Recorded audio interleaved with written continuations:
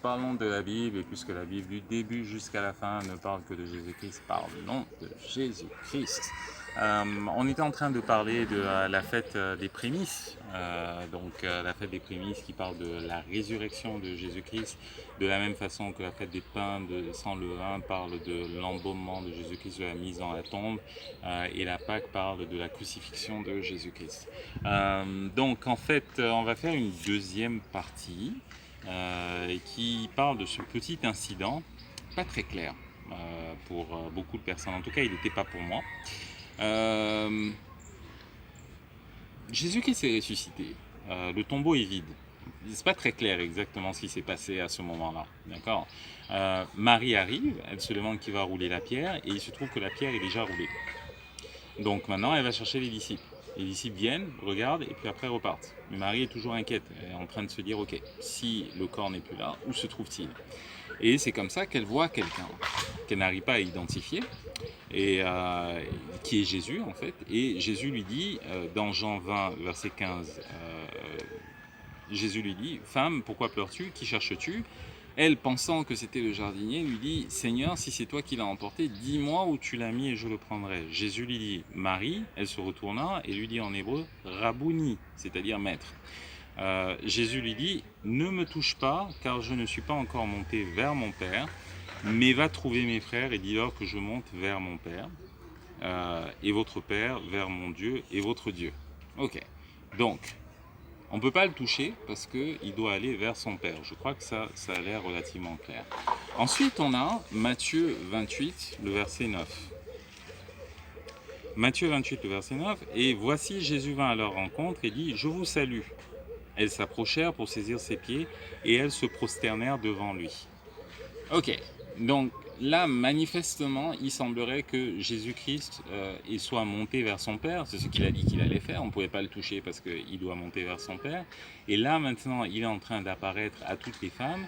Et à ce moment-là, ce qui se passe, c'est que les femmes, maintenant, peuvent le saisir. Ok, donc ce qui veut dire que dans l'intervalle, il est monté vers son Père. Alors, que s'est-il passé exactement? Ce qui s'est passé est relativement clair à l'instar de ce qu'on peut comprendre.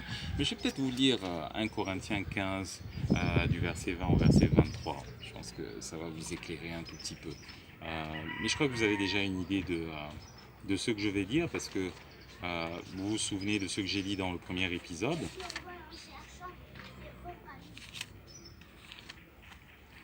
1 Corinthiens 15, du verset 20 au verset 23. Mais maintenant, Christ est ressuscité des morts, il est les prémices de ceux qui sont morts, car puisque la mort est venue par un homme, c'est aussi par un homme qu'est venue la résurrection des morts. Et comme tous meurent en Adam, de même aussi tous revivront en Christ. Mais chacun en son rang, Christ est comme prémisse, puis ceux qui appartiennent à Christ lors de son avènement. Ensuite viendra la fin, quand il remettra le royaume à celui qui est Dieu et Père, après avoir détruit toute domination et toute autorité et toute puissance. Donc c'est exactement le même principe en fait.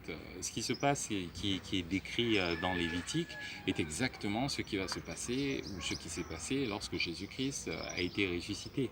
On ne peut pas le toucher parce qu'en fait, qui a la primeur? C'est Dieu qu'on doit d'abord on doit présenter Jésus-Christ à Dieu. Et ça c'est normal, soit dit en passant. Vous allez dans toutes les juridictions possibles et imaginables. Si quelqu'un est présumé mort, la première chose qu'il doit faire lorsqu'il revient, juste présumé mort, alors je ne sais pas très bien comment on fait pour que quelqu'un soit présumé mort, mais par exemple je sais qu'aux États-Unis il faut 7 ans. À partir du moment où vous avez disparu pendant 7 ans, que vous n'êtes plus là, et qu'on vous a demandé de venir au tribunal, très intéressant qu'on vous demande de venir au tribunal, qu'on vous a demandé de venir au tribunal, que vous avez été convoqué et que vous n'avez pas répondu à la convocation, alors ce qui se passe, c'est que vous êtes déclaré comme mort. Et je crois que ça prend à peu près 7 ans. Maintenant, si pour une raison ou pour une autre, Barbara Heist, c'est le nom de la personne qui justement est réapparue, Barbara Heist, après 7 ans, elle était déclarée morte et puis finalement elle est revenue. Si jamais vous devez tout d'un coup, on découvre qu'en réalité vous n'étiez pas morte, que vous étiez après plusieurs recherches, vous devez aller au tribunal et vous devez vous représenter pour que les gens puissent effectivement constater, pour qu'un officier de la loi puisse effectivement constater que vous êtes vivant. Et c'est exactement ce qui s'est passé avec Jésus-Christ. Alors, il est mort, mais après, il est ressuscité. Et donc, la première chose, la première personne vers laquelle il doit se présenter, c'est celui qui est le représentant du tribunal. Et c'est qui le représentant du tribunal? C'est Dieu. C'est Dieu qui est l'ultime juge, c'est lui qui est le chef de la Cour suprême. Donc c'est pour cette raison que Jésus-Christ doit se représenter au tribunal pour dire que justement il est vivant, qu'on doit le reconnaître comme étant le prémisse de la résurrection, le premier fils qui est ressuscité. Et donc, par la suite, lorsqu'il est en train de revenir, il peut dire « Toute autorité m'a effectivement été donnée sur la terre comme au ciel ». Et donc là, en fait, on se retrouve avec une situation qui est assez intéressante parce que Jésus-Christ, à ce moment-là, lorsqu'il est en train d'apparaître, n'a plus le même corps. C'est très important de se souvenir de ça. Il n'a plus le même corps. À l'époque, il suivait les lois de la physique. Il était en train de les respecter. Lorsqu'une porte était fermée, il n'arrivait pas à rentrer. C'est aussi simple que ça. Quoique, il marchait quand même sur l'eau et tout le reste.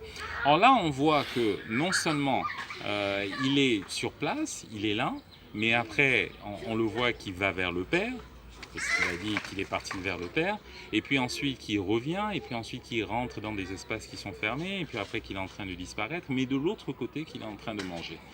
Donc on se retrouve avec un corps qui a une consistance qui est complètement différente, qui est à moitié esprit, qui est à moitié...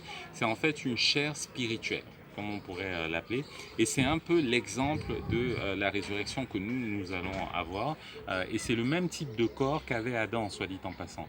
Donc ce que Adam a perdu en péchant, c'est ce que Jésus-Christ va récupérer pour nous, puisque lui est l'exemple que nous allons suivre. C'est ce que Jésus-Christ a récupéré pour nous. Et donc on se retrouve dans la situation, nous nous retrouverons dans la situation où lorsque nous allons mourir, nous allons ressusciter sous une forme qui est complètement différente, avec le même corps que Jésus-Christ il avait lorsqu'il était ressuscité. Ça c'est vraiment très important qu'on soit en train de parler de ça. Le lin, la dernière fois j'étais en train de parler du lin. Alors le lin dans Apocalypse 19, le verset 8. Donc on est en train de parler de la justice. Chaque fois que vous avez du lin, en fait, c'est la justice. Et ça s'oppose à la laine. Le lin s'oppose à la laine parce que le lin, en fait, est quelque chose qui est relativement tranquille. Hein. C'est pas lourd. Moi, je transpire partout, donc pour moi, ça fait absolument aucune différence. Mais c'est pas lourd. En revanche, la laine, c'est quelque chose qui vous fait transpirer. D'accord. Et en plus, c'est un truc qui est animal. Vous vous souvenez de ce que j'étais en train de dire de l'introduction? On a le lin par saison. Et les saisons, c'est Dieu qui en décide. Tandis que la laine, on peut l'avoir tout le temps. Et c'est plus l'homme qui peut en décider. Il suffit juste qu'il arrive à tuer un agneau et voilà ce qui va se retrouver. Il va se retrouver avec de la laine. Apocalypse 19.8, et il lui a été donné de se revêtir d'un fin lin éclatant pur, car le fin lin, ce sont les œuvres justes des saints. J'aime pas trop cette traduction, justement, les œuvres justes des saints, parce qu'on a l'impression que c'est nous qui faisons le travail. En réalité, c'est Jésus-Christ qui a fait le travail et qui nous donne le lin à revêtir. Donc en fait, lorsqu'on est en train de parler de la Bible du semeur, elle est en train de dire que c'est le statut des membres du peuple saint déclarés justes. Donc nous sommes déclarés justes, ok, et nous avons un statut que Dieu nous donne, ça correspond au lin qu'il est en train de nous donner.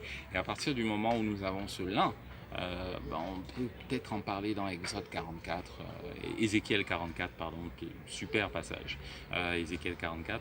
À partir du moment où justement nous avons ce statut, nous pouvons nous présenter devant Dieu parce que justement nous nous présentons devant quelque chose qui ne nous fait pas transpirer et qui ne nous profane pas. Okay, que Jésus-Christ nous a donné au lieu des efforts que nous-mêmes nous avons faits. Donc voilà un tout petit peu ce qu'il y a à dire sur le sujet. Très important également que vous compreniez que la résurrection nous rend agréable à Dieu. Si Jésus-Christ était mort, ça voulait dire, et qu'il était resté mort, ça voudrait dire qu'en fait, le poids de nos péchés est supérieur à Jésus-Christ et rien ne nous prouve à ce moment-là que nous sommes agréés auprès de Dieu. Mais en revanche, Romains 4, 25 nous donne une histoire qui est complètement différente. Romains 4, 25, lequel a été livré pour nos offenses et est ressuscité pour notre justification. Donc du fait qu'il est ressuscité, nous pouvons sans aucun doute dire que nous sommes justifiés, puisque toutes nos fautes ont été prises par Jésus-Christ. 1 Corinthiens 15, à partir du verset 16 et 17, Corinthiens 16, car si les morts ne ressuscitent point, Christ non plus n'est pas ressuscité, et si Christ n'est pas ressuscité, votre foi est vaine. Vous êtes encore dans vos péchés. Donc exactement ce que je suis en train de dire. À partir du moment où Christ est mort et qu'il est ressuscité, ça veut dire qu'en fait, l'intégralité de nos péchés a été prise en charge. Jésus-Christ s'en est occupé. Mais s'il était resté, ça veut dire que Jésus-Christ n'est pas assez pour nos péchés. Donc soyez absolument certains que Jésus-Christ est ressuscité et qu'il a pris tous nos péchés présents, tous nos péchés passés et tous nos péchés futurs. Ce n'est pas nécessairement une invitation à pécher, mais ça veut tout simplement dire qu'à partir du moment où vous êtes déclaré juste, vous pouvez agir justement. La première étape, c'est que vous soyez déclaré juste, que vous ayez ce fin lin qui correspond au statut des gens qui ont été justifiés. Si vous avez ça, à ce moment-là, vous agissez justement et non pas l'inverse. Ok, qu'on soit bien clair sur la question. Donc, la résurrection de Jésus-Christ qui fait en sorte que nous sommes agréés auprès de Dieu, c'est un point très très très important. Et Jésus-Christ qui est monté au ciel pour se faire déclarer vivant, pour qu'on puisse constater le fait qu'il est vivant et qu'il lui soit donné toute l'autorité sur la terre et sur la terre et dans les cieux. Voilà, bah, écoutez, c'est la deuxième partie. Portez-vous bien. À plus tard. Ciao. Que Dieu vous bénisse.